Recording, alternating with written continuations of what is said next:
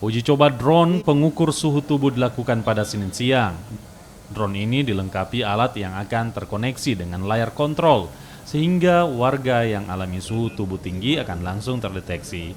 Saat ini Pangdam 14 Hasanuddin yang juga Ketua Gugus Tugas Percepatan Penanganan COVID-19 menyiapkan 2 drone untuk melakukan deteksi dini penyebaran corona.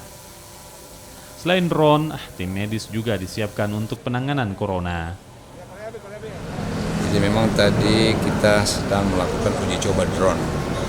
Drone itu dia punya 3 fungsi. Nah, salah satu fungsinya itu dia bisa mendeteksi tentang suhu tubuh kita. Nah, karena dia bisa mampu mendeteksi suhu tubuh kita, maka nanti drone itu akan kita terbangkan di kerumunan, di tempat-tempat keramaian. Di situ nanti dia akan terbang. Pada saat dia terbang, dia akan mendeteksi siapa kira-kira di antara kerumunan itu yang perlu dilakukan tindakan-tindakan, terutama pengecekan secara intensif tentang suhu tubuh yang melebihi. Karena di dalam drone itu sudah disetting bahwa suhu tubuh yang normal itu anunya sekian.